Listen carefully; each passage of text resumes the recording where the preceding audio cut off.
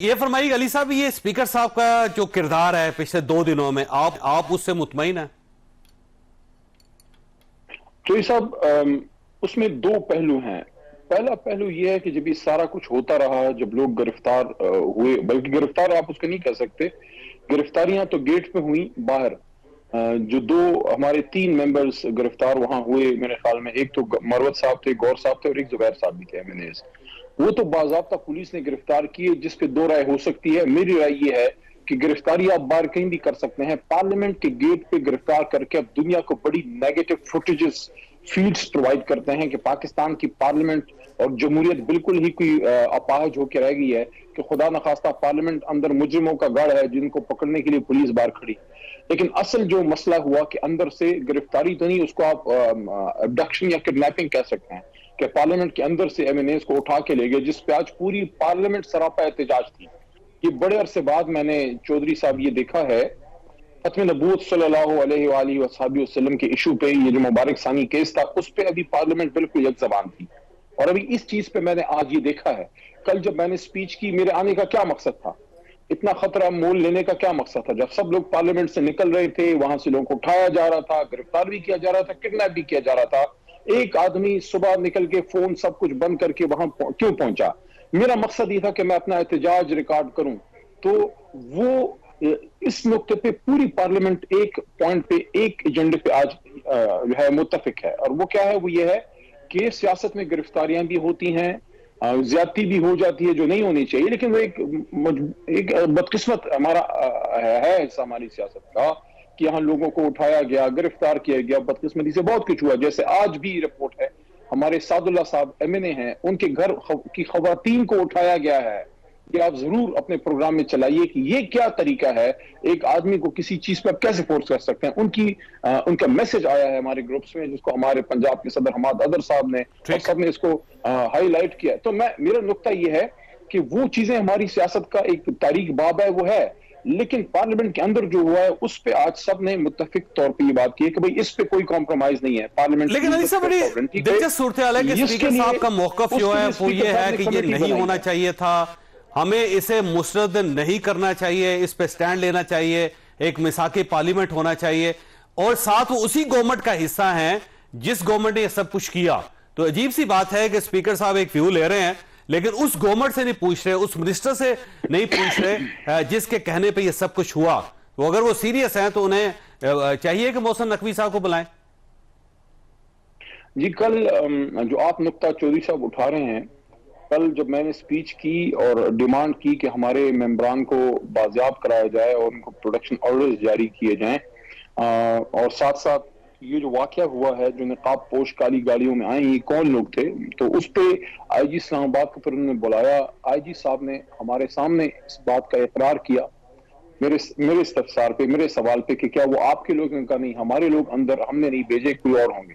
تو انہوں نے ڈینائی کیا۔ پھر ان کو ہم نے یہ بھی کہا کہ اندر تو پارلیمنٹ کی اپنی سیکیورٹی ہے، لیکن باہر سے سیکیورٹی تو پولیس کا کام ہے، ایڈمنسٹریشن کا کام ہے۔ باہر سے کچھ لوگ جو اسلام آباد پولیس کے نہیں تھے، تو وہ کون تھے نقاب پوش جو اندر آئے؟ وہ اس پہ انہوں نے کہا کہ اس کی انویسٹیگیشن کریں گے۔ تو وہیں پہ ایک نقطہ ہم نے یہ بھی رکھا کہ انٹیریئر منسٹر صاحب جو ہیں، انہی کے نیچے تو پورا یہ سیکیورٹی سسٹم ورک کرتا ہے۔ پارلیمنٹ کے بعد جتنی سیکیورٹی ہے وہ انٹیریئر منسٹر صاحب کو رپورٹ کرتی ہے۔ تو وزیر داخلہ صاحب آج نہیں آئے۔ آپ کی بات اپنی جگہ پہ درست ہے کہ ایک طرف سپیکر نے پارلیمنٹ کی ساورنٹی کے لیے جو ایک قدم اٹھایا ہے کہ ہم اس کو انویسٹیگیٹ کریں گے، جو ہم نے ڈیمانڈ کیا، لیکن دوسری طرف حکومت کا جو رول ہے وہ ڈوبیس ہے اس میں۔ لیکن آج ایک بات اچھی ہوئی ہے کہ پارلیمنٹ کے فلور پہ پیپلز پارٹی نے تو اس موقف کو ہمارے سپورٹ کیا، لیکن آج حکومتی وزراء نے بھی کہا کہ ہاں اس کی انویسٹیگیشن ہونی چاہیے۔ تو اب دیکھتے ہیں یہ کمیٹی کیسے کام کرتی ہے، اس کے ریزلٹ پہ پھر ہم بات کر سکیں گے کہ وہ کتنے اس میں سیریس ہیں۔ فوٹیجز وہ علی صاحب دیکھیں، آپ پاکستان تحریک انصاف میں ان چند لوگوں میں سے ہیں جو درمیان کا راستہ نکالنا چاہتے ہیں، جو ٹیبل پہ معاملات کو سیٹل کرنا چاہتے ہیں، جو مذاکرات کرنا چاہتے ہیں۔ لیکن اب سوال یہ ہے کہ گنڈا پور صاحب نے جو کچھ کیا اس کا ریئیکشن آیا۔ اب اگر گنڈا پور صاحب اپنی اصلاح نہیں کرتے، وہ اعتراف نہیں کرتے کہ انہوں نے ریڈ لائنز کراس کی ہیں، اور وہ یہ وعدہ نہیں کرتے کہ جی آئندہ اس قسم کا واقعہ نہیں ہوگا، تو معاملات سیٹل نہیں ہوں گے۔ اگر وہ مسلسل یہی کہتے رہیں گے جی میں نے ٹھیک کیا ہے، میں مزید کروں گا، تو پھر تو کبھی بھی مذاکرات کی ٹیبل نہیں سج سکتی۔ لیکن چوہدری صاحب ایک میں عرض کروں گا، جیسے اب علی محمد ہے، میری اپنی ذات میں ذاتی کوئی حیثیت نہیں ہے، میں ایک جماعت کا نمائندہ ہوں اور ان لاکھوں لوگوں کا جنہوں نے مجھے ووٹ کیا. اسی طرح علی امین خان ہے، ان کا تعلق ڈی اے خان سے ہے، ایک عزت دار گھرانے سے تعلق ہے.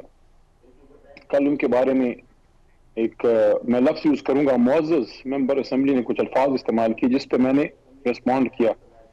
میں نارملی جذبات میں آ کے ریسپونڈ نہیں کرتا، میں نے فیل کیا کہ ٹھیک ہے ان کی کچھ ایشوز پہ اعتراض ہے اور اس پہ دو رائے ہو سکتی ہے، الفاظ کا چناؤ بہتر ہو سکتا ہے. جس طرح ان کو ٹارگٹ کیا گیا ہے، وہ ایک صوبے کے وزیر اعلیٰ، میں نے وہاں یہ بات رکھی کہ وہ جس شخص کے بیٹے ہیں، ان کے والد کے بارے میں سوال ہوا، میں نے کہا وہ جس شخص کے بیٹے ہیں ان کا والد بھی اسی وردی میں پاکستان کا دفاع کرتا رہا جس کی بات سب کرتے ہیں. تو اس طرح کسی کو ٹارگٹ کر لینا، دیکھیں وہ ایک صوبے کا وزیر اعلیٰ ہے جو ریپرزینٹ کرتا ہے خیبر پختونخوا، جو بڑا حساس صوبہ ہے جہاں لا اینڈ آرڈر کے ایشوز ہیں. تو اس طرح کسی کی ذات کو ضرورت سے زیادہ ٹارگٹ کر کے اس پہ بے شمار پروگرامز ہو رہے ہیں، ٹاک شوز ہو رہے ہیں، ٹھیک ہے ان کی کچھ باتوں پہ اعتراض ہوگا، لیکن آپ یہ بھی تو دیکھیے کہ کن حالات میں وہ آدمی وہاں کھڑے ہو کے آپ کو وہاں صوبہ چلا کے دے رہا ہے. ایک طرف پارٹی کا پریشر ہے کہ لیڈر کو باہر نکل، ایک طرف صوبے کی بہت سی حد تک ان کے ٹھیک ساتھ ہے علی تعاون صاحب، اس اس طرح میں سے کوئی شاید شک نہ ہو. نہیں ہے کہ 2/3 میجارٹی لی انہوں نے، ان کا حق ہے کہ وہ گورنمنٹ بنائے، وہ انہوں نے گورنمنٹ بنائی بڑے ڈیفیکلٹ ٹائم میں، وہ وہاں پہ حکومت کر رہے ہیں، لیکن اس کا مطلب یہ نہیں ہے کہ ان کو لائسنس مل گیا ہے کہ وہ کسی کو بھی گالی دے دیں، وہ کسی کے بارے میں کچھ بھی کہہ دیں، وہ خواتین کے بارے میں کہہ دیں، صحافیوں کے بارے میں کہہ دیں، اسٹیبلشمنٹ کے بارے میں کہہ دیں، فوج کے بارے میں کہہ دیں، کہ ان کو یہ مکمل اختیار مل گیا ہے کہ وہ کسی کے باپ کی بات بھی کر لیں.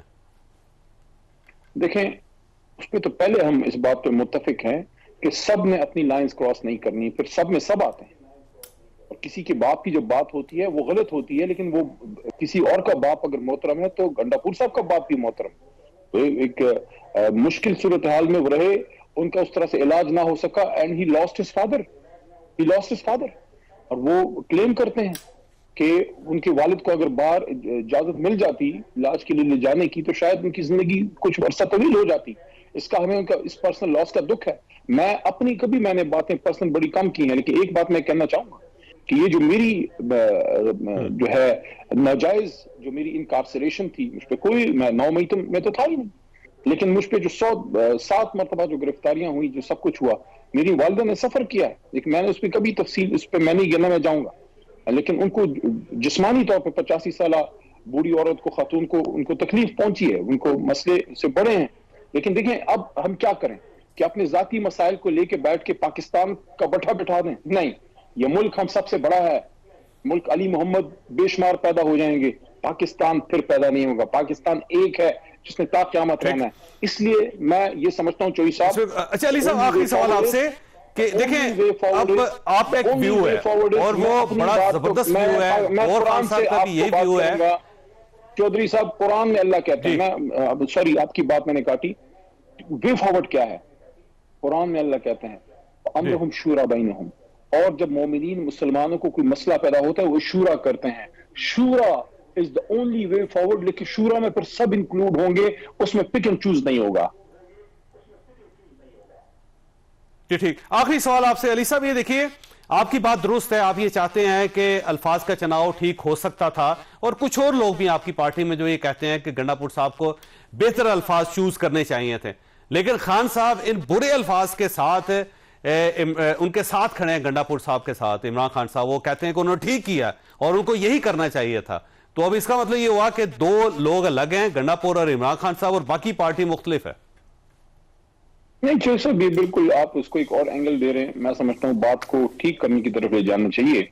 عمران خان صاحب شاید 100% ان الفاظ کے ساتھ نہیں ہیں، وہ اس منطق کے ساتھ ہیں جو گنڈاپور صاحب نے بات کی ہے. باقی جو کوئی بات مریم صاحبہ کے بارے میں ذاتی ہوئی ہے اس کے ساتھ عمران خان صاحب کیسے کھڑے ہو سکتے ہیں؟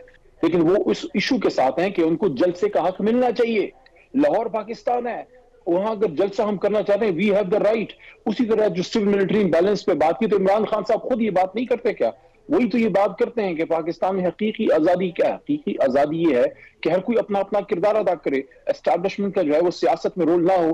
پھر جو جوڈیشری کی بات ہے کہ ہم کسی بھی صورت میں نہیں چاہتے کہ پاکستان کی جوڈیشری کو کمزور کیا جائے، یہی وہ بات ہے عمران خان صاحب کی جو گنڈاپور صاحب نے کی ہے. تو ساری باتیں ایک ہی ہیں. اب ان باتوں سے آگے جانا ہے. عمران خان صاحب اصولی ان باتوں کے ساتھ کھڑے ہیں جو گنڈاپور صاحب نے کی ہے, جوڈیشری کے لیے کی ہے, مینڈیٹ کی واپسی کے لیے کی ہے, اور اسٹیبلشمنٹ کا سیاست میں جو رول ہے اس کے حوالے سے کی ہے. ٹھیک, علی صاحب آپ کا بہت بہت شکریہ. خواہ صاحب یہاں پہ دیکھ لیں گے, اور بریک کے بعد میاں جاوید لطیف صاحب ہمارے ساتھ ہوں گے.